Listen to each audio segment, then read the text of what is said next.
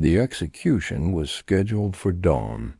Nyx stood in the stone circle at the heart of the Shadowfen territory, wrists bound with silver chains that burned her skin, and watched the sky lighten from black to gray. Around her the pack gathered in silence, 300 wolves in human form, their eyes reflecting the torches that still burned despite the approaching sunrise. No one spoke, no one needed to. Everyone knew why she was here, what she'd done, what the punishment would be. She'd broken the oldest law of the Shadowfen, the rule that held the pack together for 5 generations, the commandment that could never be violated without consequence. She'd challenged the Alpha's authority, and in the Shadowfen pack, that meant death. She was 25 years old and had known this moment was coming for 3 months, ever since the night she'd stood before Alpha Marcus and told him no. The memory was still vivid, still burned in her mind like a brand. He'd summoned her to his hall, a cave system deep in the territory where the pack hierarchy made decisions that affected everyone. He'd told her she was being given to one of his enforcers, a male named Darius, who was twice her age and known for his cruelty. It wasn't a request. It wasn't a negotiation. It was an order delivered with the absolute certainty that came from being Alpha, from holding power that couldn't be questioned, from ruling wolves who'd been taught since birth that obedience was survival and defiance was death.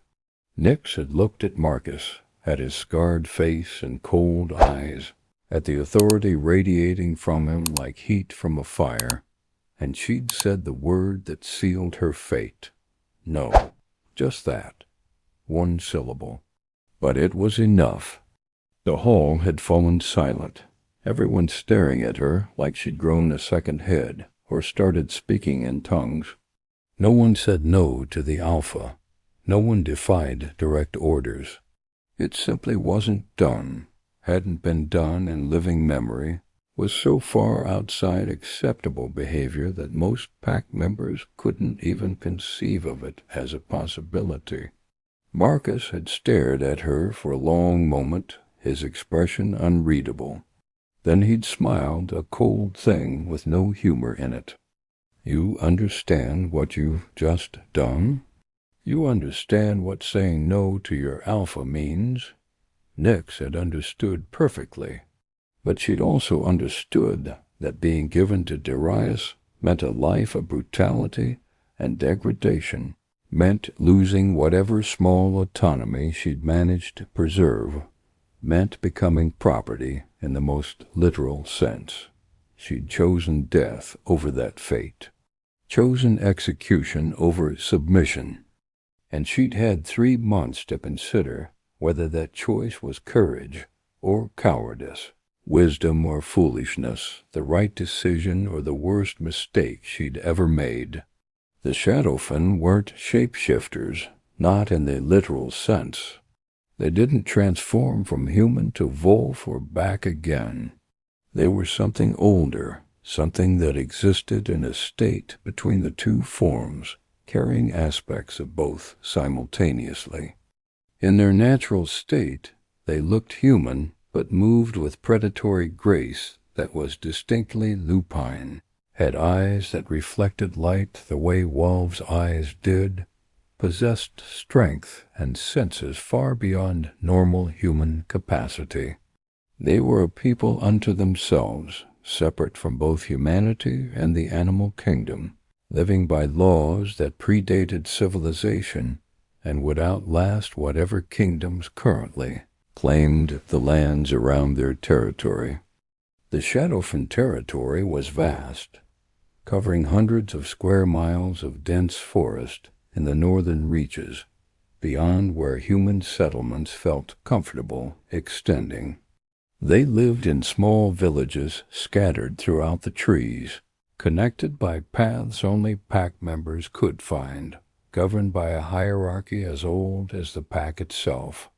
The Alpha ruled absolutely, enforcing laws through enforcers who carried out his will without question.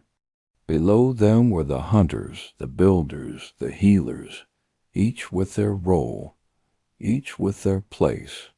And at the bottom were people like Nix, pack members with no particular skill or strength or value, existing at the sufferance of those above them, having no rights except what the Alpha chose to grant.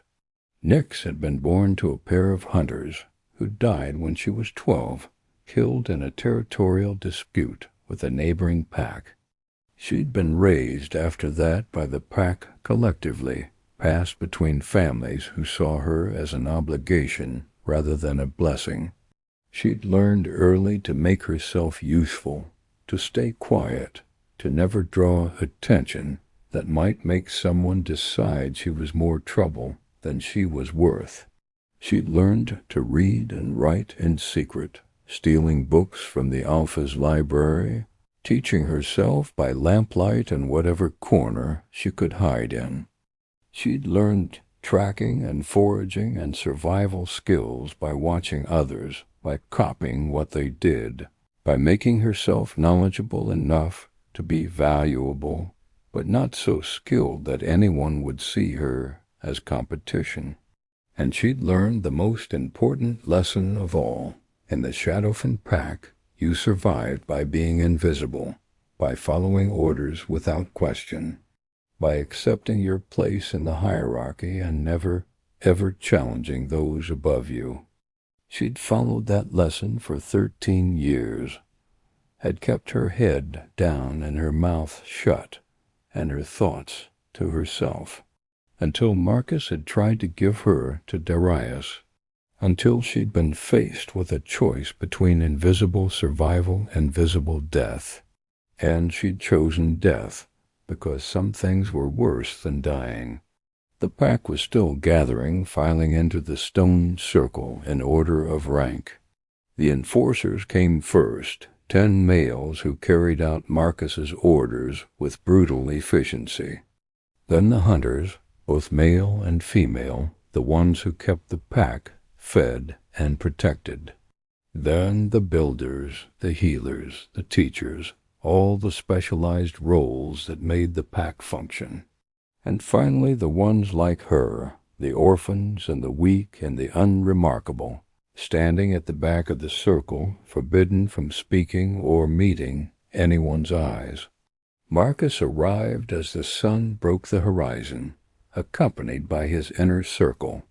He was a massive male, nearly 7 feet tall, broad-shouldered and thick, with muscle that spoke of decades of fighting and winning. His hair was black, shot through with silver, his face a map of scars from battles he'd survived, his eyes the pale yellow of a wolf's, cold and calculating and absolutely certain.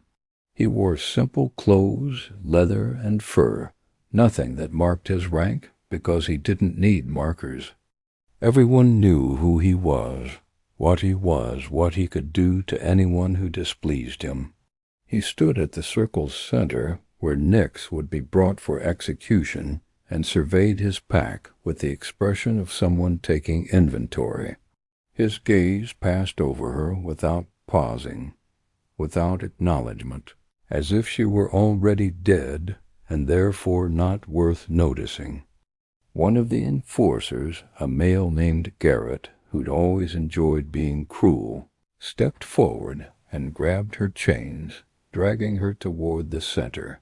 She didn't resist, didn't fight, just let herself be pulled across stone that was stained dark from previous executions. The pack watched in silence.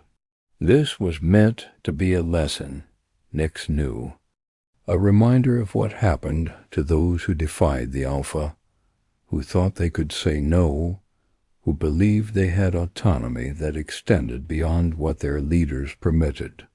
They would watch her die, would see the consequences of disobedience, would return to their lives more firmly convinced that submission was the only way to survive. Garrett forced her to her knees in front of Marcus. The Alpha looked down at her, his expression still unreadable. Nyx, daughter of Corin and Sela, you have been found guilty of defying your Alpha's direct order. You refused an assignment given to you, questioned authority that should never be questioned, acted as if your will mattered more than the pack's structure. Do you have anything to say before sentence is carried out? Nyx looked up at him, meeting his yellow eyes directly, even though she knew it would be seen as further defiance. I would do it again. Her voice was steady, surprising her. I would refuse again. I would choose death over the life you were giving me. If that makes me guilty, then I accept guilt. But I will not accept that refusing to be given to a male known for brutality is a crime worthy of execution. The pack stirred at that, whispers running through the circle like wind through grass. No one spoke to the Alpha like this, challenged his decisions so directly. Marcus's expression didn't change, but something flickered in his eyes. Anger, maybe. Or respect. Or both. You don't get to decide what's a crime and what isn't.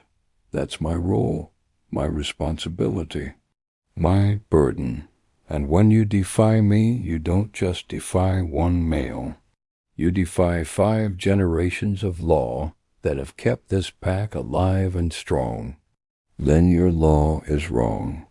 Nyx felt something break loose inside her, some final restraint snapping. If your law says you can give females to males without their consent, without their choice, treating them like property to be distributed as you see fit, then your law deserves to be defied, and if that means I die, at least I die having said it. At least I die having stood for something instead of kneeling for everything. The silence that followed was absolute. No one breathed. No one moved. Marcus stared at her with those cold, yellow eyes, and for a moment Nyx thought he might kill her himself right now without ceremony or ritual. Just snap her neck and be done with it. But he didn't. Instead, he turned to address the pack. This is what defiance looks like. This is what happens when someone decides their individual will matters more than collective good. This is why we have laws, why we have hierarchy, why we don't let every pack member do whatever they want whenever they want. Because without structure, we're not a pack. We're just individuals who'll tear each other apart. He turned back to Nyx. The sentence is death. But before we carry it out, I want everyone here to understand what she's really done. She hasn't just refused an assignment. She's claimed that her judgment is better than mine, that her understanding of what's good for the pack supersedes my leadership. She's saying that she, a packless orphan with no rank or accomplishment or contribution to speak of, knows better than an alpha who's led for 30 years. He paused. And if I let that stand, if I let her defiance go unpunished, then I'm telling every wolf here that the hierarchy doesn't matter, that you can all just do whatever you want, that we're not really a pack at all. He raised his hand, and Garrett drew a knife, the blade silver and inscribed with symbols that would make Nyx's death both painful and quick. But before Garrett could move, before the execution could proceed, something happened that no one expected. A presence arrived at the stone circle. Not physical at first, just an awareness, a weight that pressed down on everyone gathered there, like atmospheric pressure dropping before a storm.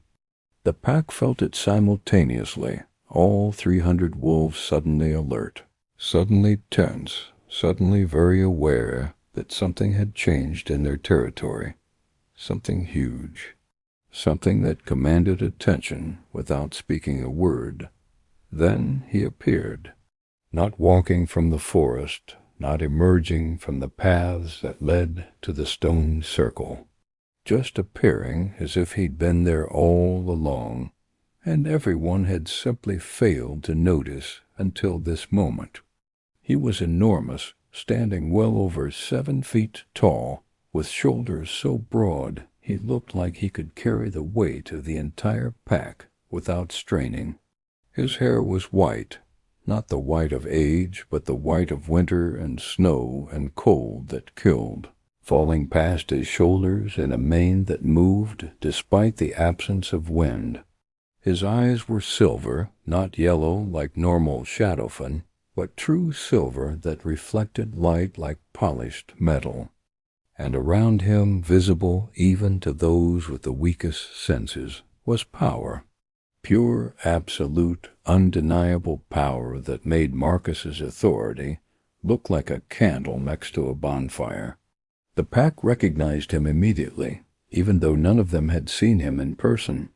Tharos, the Alpha King, the oldest and most powerful of their kind, the wolf who ruled not just a single pack, but all the Shadowfen territories, who enforced the ancient laws and settled disputes between alphas, who existed somewhere between legend and reality, because he rarely appeared and never stayed long. He was said to be 300 years old, possibly older, sustained by power that went beyond normal lupine capabilities. He was the final authority, the ultimate judge, the one voice that even alphas like Marcus had to obey. And he was looking directly at Nyx. Marcus immediately dropped to one knee, as did his enforcers, as did every wolf in the stone circle, showing deference, acknowledging the hierarchy that placed Tharos above everyone else. But Nyx, still bound in silver chains, still kneeling because Garrett had forced her there, didn't move. Couldn't move. She was frozen by the weight of Tharos's attention, by the silver eyes that held hers with an intensity that made breathing difficult. Tharos spoke, and his voice carried across the circle without seeming loud. Deep, resonant, the kind of voice that you felt in your chest as much as heard with your ears. You're executing this female for defying her alpha's order. He wasn't asking, just stating a fact. Marcus, still kneeling, nodded. Yes, Alpha King. She refused an assignment and claimed her individual will superseded pack law. The sentence is death as tradition demands. Tharos took a step closer to Nyx, moving with the fluid grace of a predator who'd never encountered anything capable of threatening him. What was the assignment? Marcus hesitated, and in that hesitation Nyx saw knowledge of how this might sound to someone outside the pack, to someone with the authority to question his decisions. She was being given to one of my enforcers, to form a mating bond to strengthen his position within the hierarchy. She refused. Tharos's silver eyes never left Nyx's face, and for that refusal you would execute her. Marcus's voice held an edge of defensiveness. The law is clear. Defying direct orders means death. It's always meant death. If I make exceptions, the structure collapses. Tharos tilted his head slightly, the movement distinctly lupine. And if you enforce laws that treat females as property to be distributed, what does that say about your structure? The words hung in the air like a challenge. Marcus finally looked up, surprise breaking through his usual control. Alpha King, with respect, this is an internal pack matter. I rule the Shadowfen according to traditions that have kept us strong for generations. Tharos's expression didn't change. I rule all Shadowfen according to traditions that have kept our entire people alive for centuries. And one of those traditions is that forced bonds weaken rather than strengthen us, that females have autonomy over their own bodies and futures, that treating pack members as property is how you build resentment, not loyalty. He moved closer to Nyx, close enough that she could feel the power radiating from him like heat. This female refused to be given to someone against her will. That's not defiance. That's self-preservation. That's the most basic right any creature possesses. He looked at Marcus. And you would kill her for exercising that right, which makes me question your fitness to lead. The pack stirred, shocked. No one questioned an alpha's fitness to lead, not openly, not in front of the entire pack. It was unthinkable. But Tharos had just done it, had challenged Marcus with the same casual authority he might use to comment on the weather. Marcus stood slowly, his face darkening. Alpha King, I've led the Shadowfen for 30 years. I've kept us strong, kept us united, kept us alive through threats that would have destroyed lesser packs.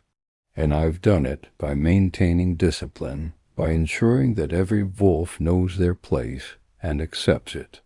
If I let this female defy me without consequence, I'm telling 300 wolves that my authority is optional, that they can pick and choose which orders to follow, that the hierarchy is just a suggestion. Tharos looked at him for a long moment.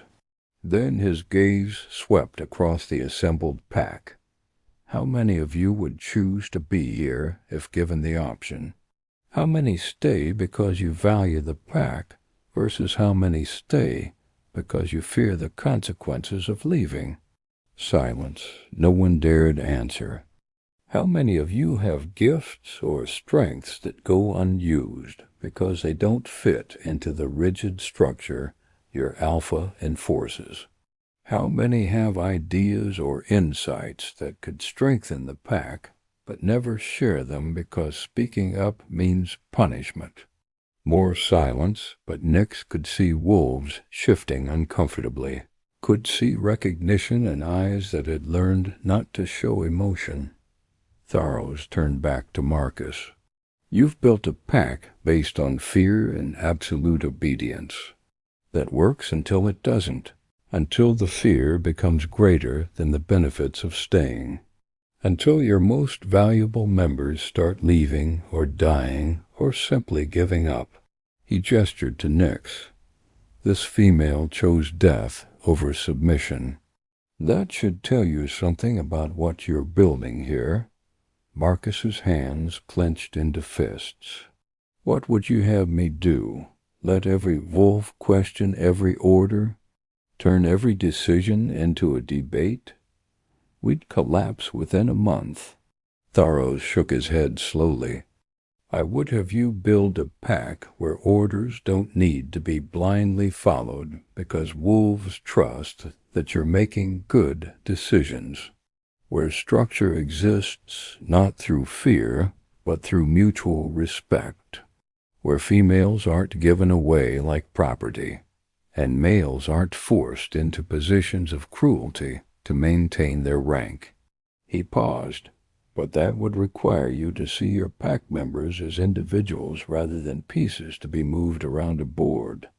And I don't think you're capable of that. The words were delivered without anger, without heat, which somehow made them more devastating.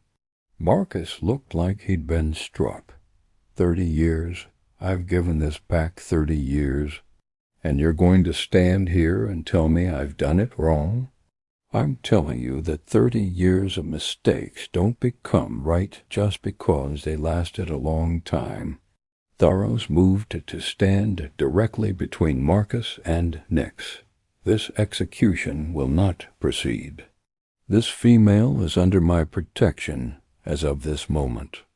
And the law you're attempting to enforce, the one that allows you to distribute females without their consent, is hereby revoked across all Shadowfen territories.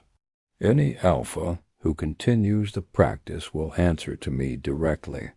Marcus took a step forward, and for a moment it looked like he might actually challenge Tharos physically, which would have been suicide, but Nyx could see he was angry enough to consider it. "You're destroying everything I've built. Everything my predecessors built. You're undermining the entire foundation of how the Shadowfen function." No. Tharos's voice remained calm, but there was steel underneath. "I'm correcting a corruption that crept in while I wasn't paying attention.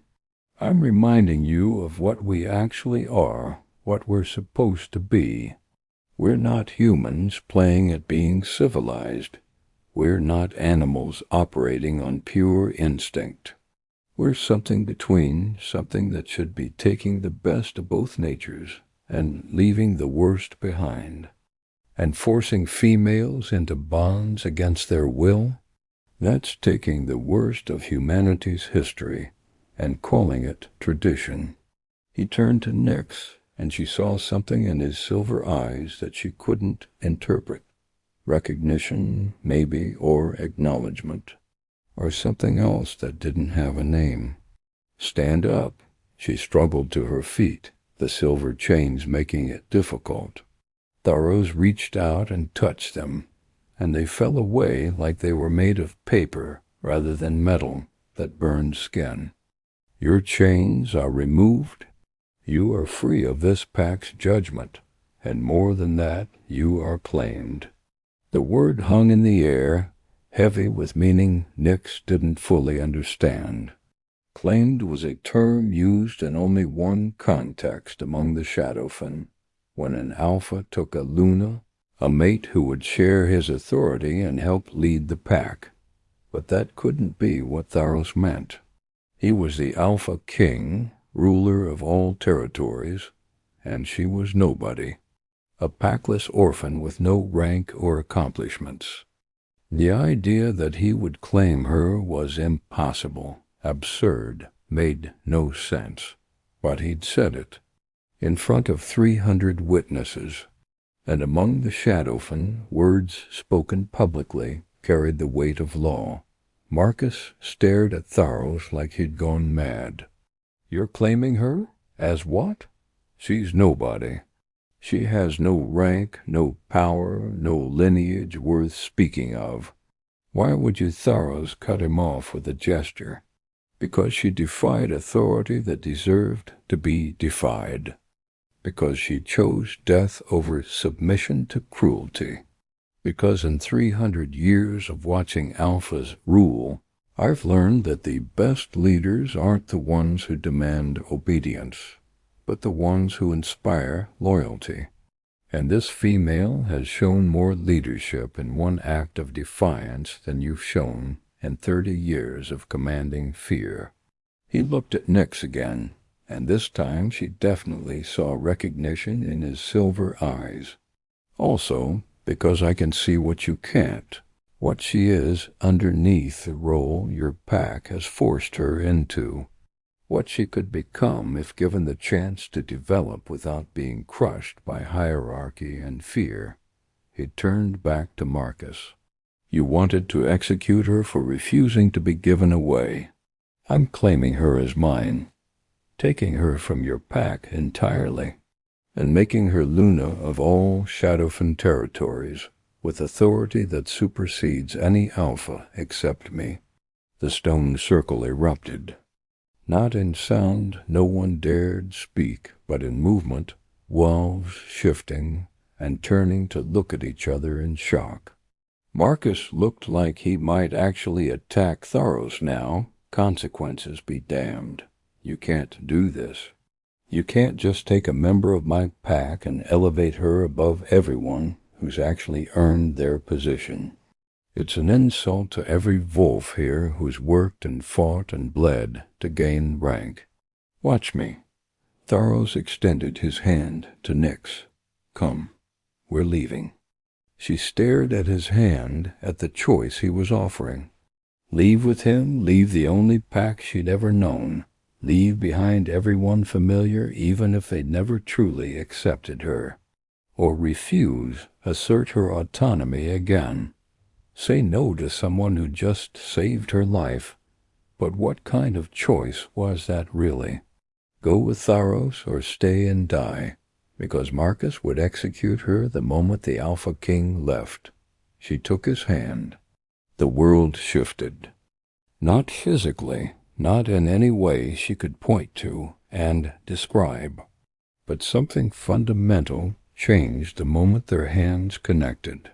She felt power flow between them, recognized something in him that resonated with something in her, understood in a way that transcended words that this wasn't random, that Tharos claiming her hadn't been impulse or strategy or any of the political calculations that drove Alpha decisions. It was recognition. He saw in her what no one else had seen, what she'd barely seen in herself. Potential, strength, the capacity to lead if given the chance to learn. They left the stone circle together, Tharos leading and Nyx following, 300 wolves watching in stunned silence as the Alpha King walked away with the female who'd been scheduled to die. Marcus didn't try to stop them. Couldn't, really. Tharos's authority was absolute, his claim recognized across all territories. Fighting it would mean war with someone who couldn't be beaten, and Marcus was many things, but he wasn't suicidal. They walked through the Shadowfen territory in silence, Tharos moving at a pace Nyx could match, but barely. He didn't speak, didn't explain where they were going or what would happen next. Just led her through forest that grew progressively wilder, following paths that were barely visible, taking her away from everything she'd known into territory that felt fundamentally different. Older, more powerful, like the forest itself was aware of them and watching their passage with interest. After hours of walking, they reached a place Nyx had only heard about in stories. The Heart Grove, where the Alpha King maintained his primary residence when he wasn't traveling between territories.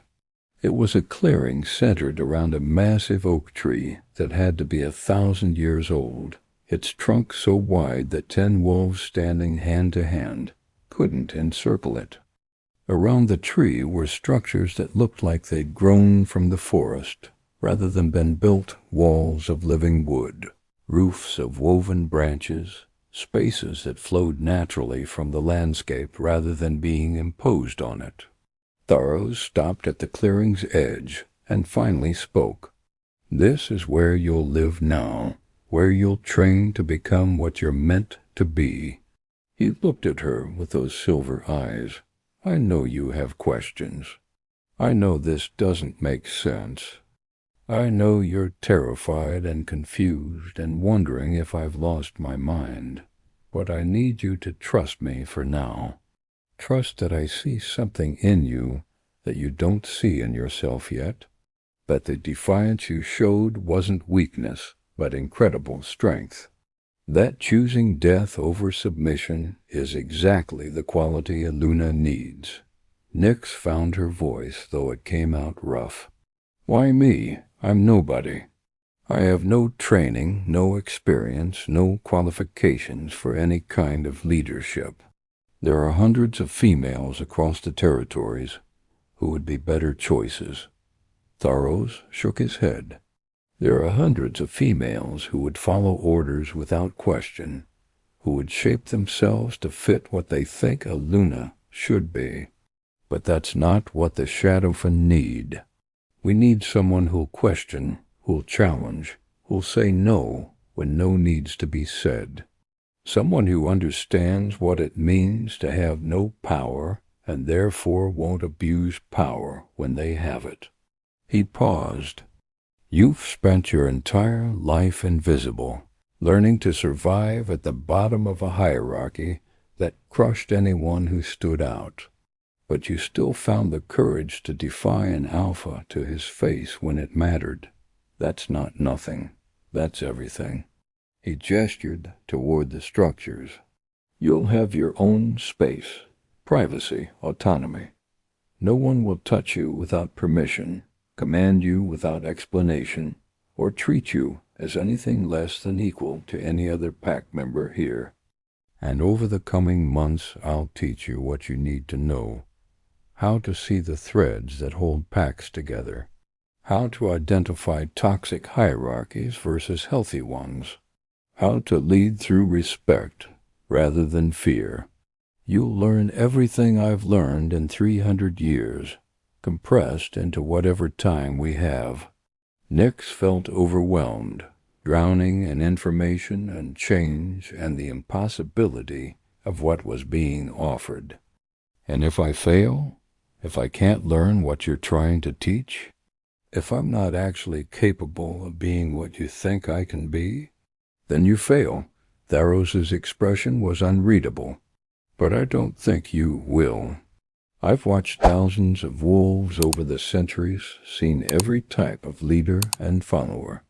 And I've learned that the best leaders are the ones who've known powerlessness, who remember what it felt like to have no voice, no choice, no control, who lead from empathy rather than ego. You have that foundation. Everything else can be taught. He turned to leave, then paused. One more thing. I claimed you publicly, in front of witnesses. That means every shadowfen across all territories now knows you're under my protection, that you carry my authority, that harming you means answering to me. But it also means they'll expect you to become my Luna in truth, not just in name, to eventually take on the role of helping me lead, of being the balance to my authority. He looked at her directly. I'm not asking for anything romantic, not demanding anything physical. What I'm asking for is partnership, someone who can see what I miss, challenge what I assume, remind me when I'm wrong. Can you do that? Nix thought about the question, about everything that had happened in the last hour, about the impossibility of going from scheduled execution to claimed Luna in a single morning. And she realized that impossible, or not, this was a chance she'd never thought she'd have. The opportunity to matter, to be heard, to use the voice she'd kept silent for so long because speaking meant punishment or death. She straightened her shoulders and met his silver eyes. I can try, good. Tharos almost smiled. That's all I ask. Try, question me. Challenge me when I'm wrong. Help me build something better than what currently exists. He gestured to the nearest structure. Rest. Recover. Tomorrow we begin your education. And in the months that follow, the territories will learn that the hidden Luna they never knew existed is exactly what they needed all along. He left then, disappearing into the forest, and Nix was alone in the heart grove, standing in a clearing that was now apparently home, carrying a title she hadn't asked for and wasn't qualified for, elevated from nothing to everything in the span of a morning. She walked to the structure Tharos had indicated, found it comfortable and private and completely surreal. She sat on a bed that was softer than anything she'd slept on, stared at walls that didn't have chains or blood or memories of violence, and finally let herself cry. Not from sadness, not from fear, from relief so profound it felt like drowning in reverse, like surfacing after being under water for years, like taking a breath that actually filled her lungs after breathing shallowly for so long she'd forgotten what full breaths felt like. She defied Marcus, expecting death, had chosen execution over submission, had been certain her story would end at dawn in a stone circle. Instead, she'd been claimed by the most powerful wolf in existence, given protection and authority, and the chance to become something she'd never imagined possible. It was terrifying. It was overwhelming. It was the most impossible thing that had ever happened to her. And sitting in that room, crying tears of relief and terror in equal measure, Nyx felt something she'd never felt before. Hope. Not the desperate hope of someone wishing things were different, but the real, solid hope of someone who'd been given actual opportunity, who'd been seen by someone capable of seeing truly, who'd been claimed not for what she was, but for what she could become. And for the first time in her life, she thought maybe, just maybe, she could become something extraordinary. The months that followed were an education unlike anything Nyx could have imagined. Tharos was a patient teacher, but a demanding one, pushing her to understand concepts that seemed impossible at first. He taught her to see beyond the immediate, to recognize patterns in how packs functioned, to identify the invisible structures that held communities together or tore them apart. He showed her the difference between authority that came from fear and authority that came from respect, between hierarchy that existed to benefit the powerful and hierarchy that existed to protect everyone. He taught her pack history, showed her how the Shadowfen had evolved over centuries, how their laws had changed or stayed the same, how some traditions served important purposes while others had become toxic remnants of less enlightened times. He taught her about power, about how it corrupted when held without accountability, about how the best leaders were the ones who constantly questioned their own decisions. He taught her to listen more than she spoke, to observe before acting, to understand that leadership wasn't about having all the answers, but about asking the right questions. And he taught her about bonds, about the invisible threads that connected pack members to each other and to their leaders. He had the ability to see these threads, similar to what King Aldrich had possessed in the cabin story, though Tharos's sight was focused on pack dynamics rather than individual soul connections. He could see where bonds were strong and where they'd frayed, where loyalty was genuine and where it was maintained only through fear. And he taught Nyx to develop that sight too, not through magic but through careful observation, through learning to read body language and tone and all the small signals that revealed how people truly felt versus what they claimed.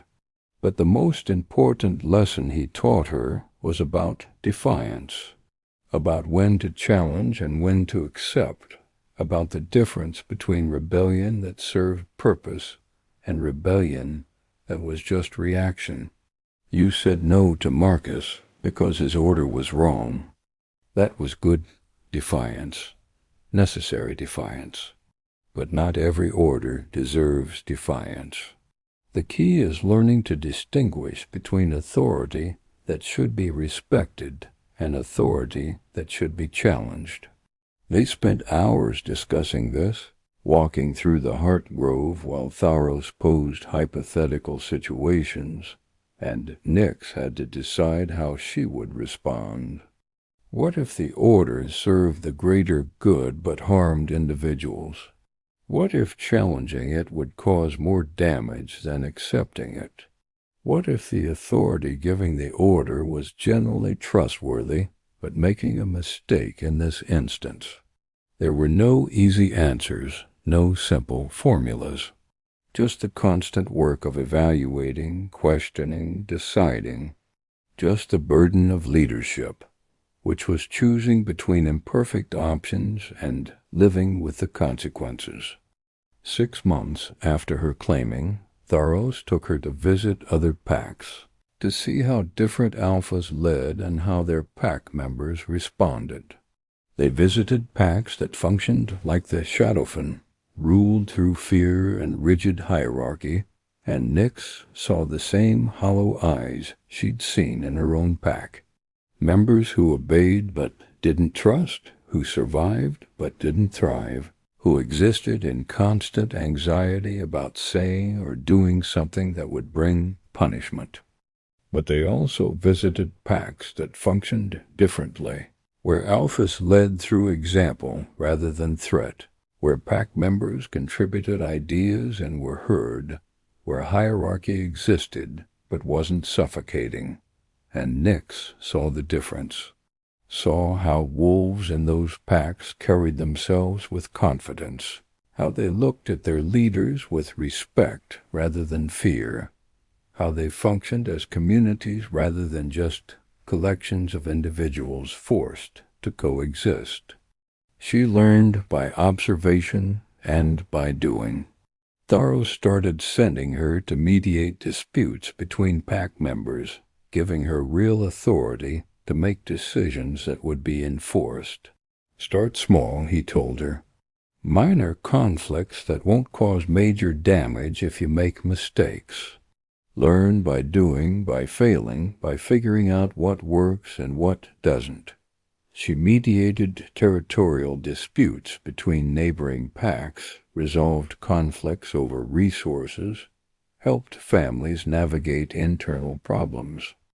And she made mistakes, made decisions that seemed right but turned out wrong, failed to see factors she should have considered, learned hard lessons about unintended consequences. But she learned that most conflicts weren't about the stated issue, but about underlying needs not being met, that people wanted to be heard more than they wanted to win, that the best solutions were often the ones where everyone gave something up and everyone gained something. That leadership was less about having answers and more about creating space for answers to emerge. A year after her claiming, she encountered Marcus again. Tharos had sent her back to the Shadowfin territory to observe, to see how things had changed since new laws had been enforced. Marcus was still Alpha, but his authority had been diminished, circumscribed by rules he had to follow. He could no longer distribute females against their will, couldn't enforce obedience through threats of execution, couldn't rule with the absolute power he'd once wielded. And the pack was changing because of it. Slowly, painfully, but changing. Marcus saw her, and his expression was complex. Anger, yes. Resentment at how she'd been elevated while he'd been diminished. But also something else. Respect, maybe grudging, but present. You've become what he said you would. A Luna, someone who actually leads rather than just demanding obedience. His voice was bitter. Must be satisfying, going from scheduled execution to ruling over all of us. Nix looked at him, this Alpha who'd tried to kill her, and felt something unexpected. Not hatred, not satisfaction. Pity. You had 30 years to build something better. 30 years to create a pack based on trust rather than fear. You chose not to. That's not my fault or my victory. That's just your failure. She paused.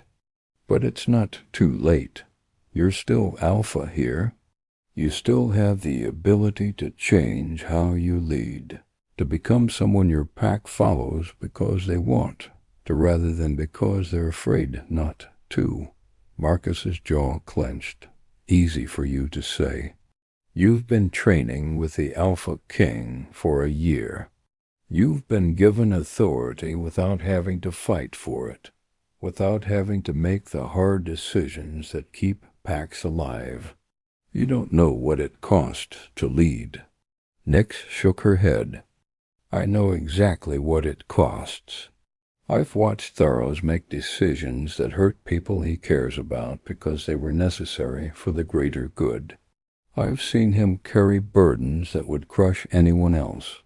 I've learned that real leadership means being questioned, being challenged, being second-guessed by people who think they know better. And the difference between you and him is that he welcomes it, sees it as making him stronger. while you see it as undermining your authority. She turned to leave, then looked back. The laws have changed. The way packs function is evolving. You can evolve with it and remain alpha, finding new ways to lead that don't require fear. Or you can cling to old methods and eventually be replaced by someone who understands that the world has moved on. Your choice, just like it was my choice to defy you. Just like every wolf in your pack now has choices they didn't have before. She left him standing there, and she didn't look back to see his reaction. 2 years after her claiming, Tharos began sending her to lead pack meetings in his place, giving her authority to make decisions without consulting him first. This is what being Luna means, he told her. Not just supporting my leadership, but providing your own. Being the voice I'm not, seeing what I miss, balancing my perspective with yours. You're ready for this, or as ready as anyone can be. The first few times were terrifying. Standing in front of alphas who'd led for decades, who'd earned their positions through strength and cunning, and telling them how things would be. Enforcing laws they didn't like, making decisions they disagreed with, holding firm when they pushed back. But she learned to trust herself, to stand in the authority Tharos had given her, to lead not through force, but through certainty. She learned that she could do this, that the female who'd been invisible in the shadow fen, who'd survived by never being noticed, could stand in front of the most powerful wolves in the territories and command respect. Not because she was the strongest, not because she was the most experienced, but because she was right. Because she'd been where they'd been, had lived at the bottom of hierarchies they enforced, and had learned what real leadership looked like by experiencing its absence. 3 years after her claiming, Tharos called her to the Heart Grove and told her something she'd been expecting but wasn't ready for. You're ready to lead without me, to be Luna in truth, not just in name, to take on responsibilities I've carried alone for too long. She felt panic rise. But you'll still be Alpha King, still make the final decisions. He nodded. But you'll make most decisions. You'll handle disputes, enforce laws, guide packs toward better ways of functioning. You'll be the voice of the territories while I step back and provide support rather than constant leadership. He smiled slightly. I'm 300 years old, Nix. I'm tired. And I've been waiting a very long time for someone I could trust to share this burden. You're that person. She wanted to argue, to say she wasn't ready, that 3 years wasn't enough time to prepare for this kind of responsibility. But she looked at Tharos, at this ancient wolf who'd saved her life and taught her everything she knew, and saw something in his silver eyes she'd never seen before. Relief, the relief of someone who'd been carrying impossible weight alone and was finally able to share it. And she understood that this wasn't about whether she was ready. It was about whether she was willing, whether she would take on the burden because it needed to be taken on, not because she felt qualified, but because someone had to do it and he trusted her to try. So she said yes. Said she would be Luna in truth, would carry the authority and responsibility that came with the title, would make decisions that affected thousands of wolves across dozens of territories, would try every day to be worthy of the trust he'd placed in her, would remember that she'd once been powerless and use that memory to guide how she wielded power. And Tharos, the Alpha King who'd ruled alone for 3 centuries, finally allowed himself to rest. The territories adjusted to her leadership slowly, not without resistance, but with growing acceptance. Some alphas challenged her authority, tested whether she could actually enforce the laws she proclaimed. She proved she could, not through violence, but through unwavering certainty and the support of Tharos when needed. Some pack members doubted her, questioned whether someone who'd come from nothing could really lead everyone. She proved herself through consistent action, through decisions that were fair even when they were hard, through listening before speaking and admitting when she was wrong. And slowly, pack by pack, territory by territory, the Shadowfen changed. Females gained autonomy they'd never had, able to refuse bonds they didn't want, and choose paths that suited them. Hierarchies remained but became less rigid, allowing for movement and growth rather than trapping wolves in positions determined at birth. Alphas learned to lead through respect rather than fear, and those who couldn't learn were eventually replaced by those who could. It was slow change, incremental rather than revolutionary, but it was real. 5 years after her claiming, Nyx returned to the stone circle where she'd been scheduled to die. The Shadowfen had been holding a gathering, and she'd been invited to speak. She stood in the center where she'd once knelt in chains and looked at the pack that had been willing to execute her for saying no. Marcus was still alpha, surprisingly, but he'd changed, learned to lead differently, to see his pack members as individuals rather than pieces. It hadn't been easy for him, and she knew he still struggled, but he was trying, and that mattered. She spoke to them about the last 5 years, about how the territories had changed, about the new laws and new ways of functioning, about how difficult change was and how necessary it had been. And she spoke about defiance, about the word that had saved her life and changed everything. Defiance isn't always rebellion. Sometimes it's self-preservation. Sometimes it's refusing to accept that the way things have always been is the way they must always be. I defied Alpha Marcus 5 years ago because the alternative was unacceptable. And in doing so, I accidentally challenged every Shadowfen pack to examine whether their traditions served their members or just their leaders. She looked around at the assembled wolves. Change is hard. It requires letting go of certainty, admitting that maybe the old ways weren't perfect, accepting that the hierarchy we've always relied on might need adjustment. But the alternative is stagnation, is packs that function through fear rather than trust, is wolves who survive rather than thrive. And we deserve better than that, all of us, from the most powerful alpha to the most powerless orphan. We all deserve to live in packs that value us as individuals while still functioning as communities. She paused, letting the words settle.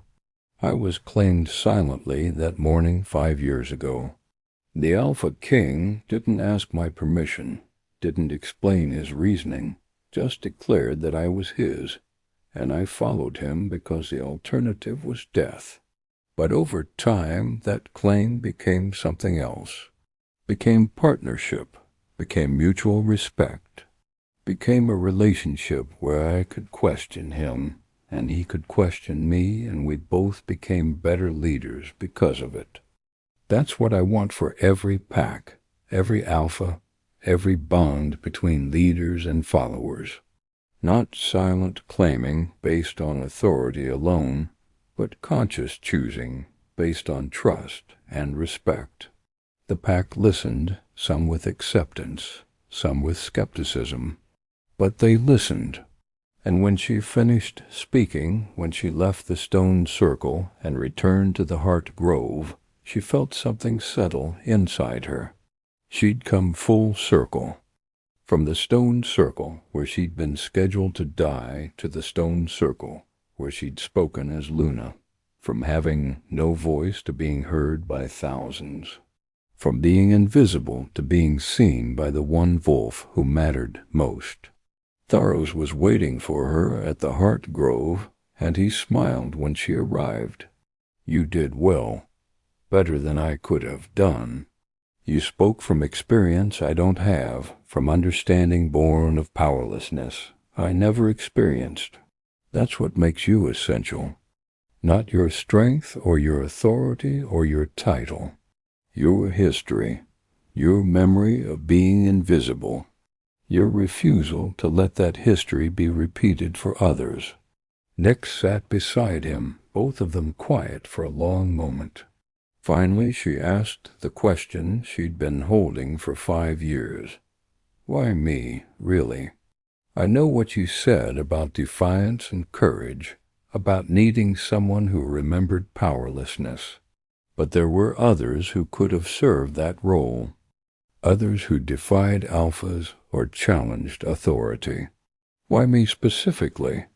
Tharos looked at her with those silver eyes that saw everything. Because when I looked at you, kneeling in chains, waiting to die, I saw myself. Not as I am now, but as I was centuries ago. Young, powerless, certain I was going to die for refusing to submit to a hierarchy that demanded obedience without question. Someone saved me that day, gave me the chance to become something more than what I'd been. And I've spent 300 years trying to pay that forward, trying to give others the chances I was given. He paused. But more than that, when I looked at you, I saw a Luna, saw someone who could balance authority with empathy, strength with wisdom, enforcement with understanding. I saw someone who wouldn't just repeat my methods, but would challenge them, improve them, make them better. I saw the future of the Shadowfen. And I claimed you because letting you die would have been the greatest failure of my 3 centuries of rule. Nyx felt tears burning. You saved my life. Changed everything about who I am and what I could become. I don't know how to thank you for that. Tharos shook his head. You already have. By becoming exactly what I knew you could be. By taking on burdens you didn't ask for, and carrying them anyway.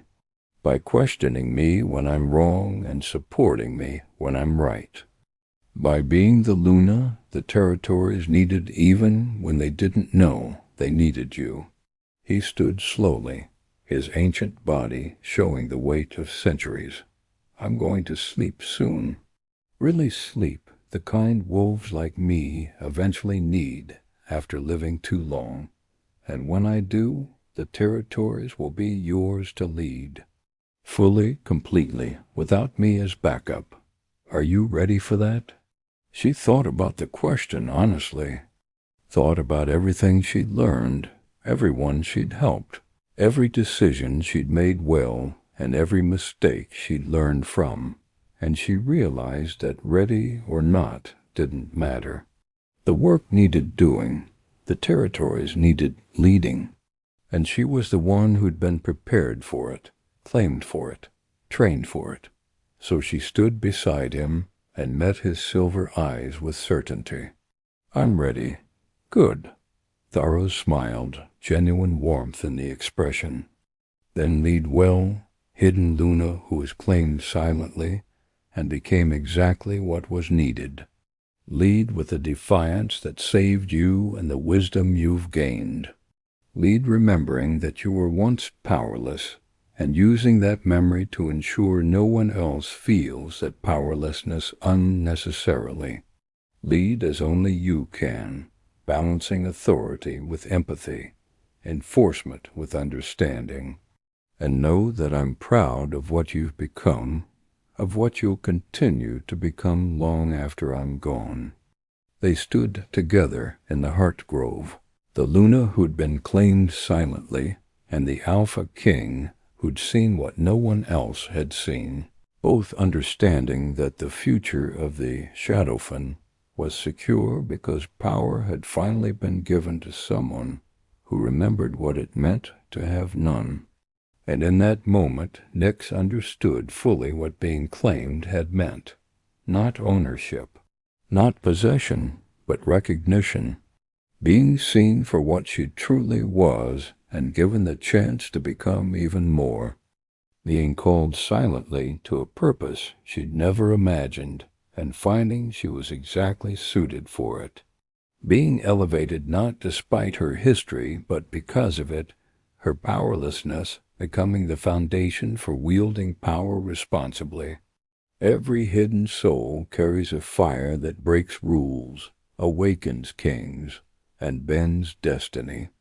If you've ever defied authority that deserved defiance, if you've ever been claimed by something larger than yourself, if you've ever risen from powerlessness to purpose and carried the weight of that transformation, share your story in the comments below. Let this be a space where the invisible become visible, where defiance becomes leadership, where those who were scheduled to die find they were meant to lead all along. Remember to leave a like if this story reminded you that the best leaders are those who remember powerlessness. That being claimed can mean being recognized for who you truly are. That saying no when everyone expects yes is sometimes the most powerful thing you can do. And subscribe to walk with others who know that the hidden ones, the silent ones, the ones who were meant to be executed are often the ones who change everything.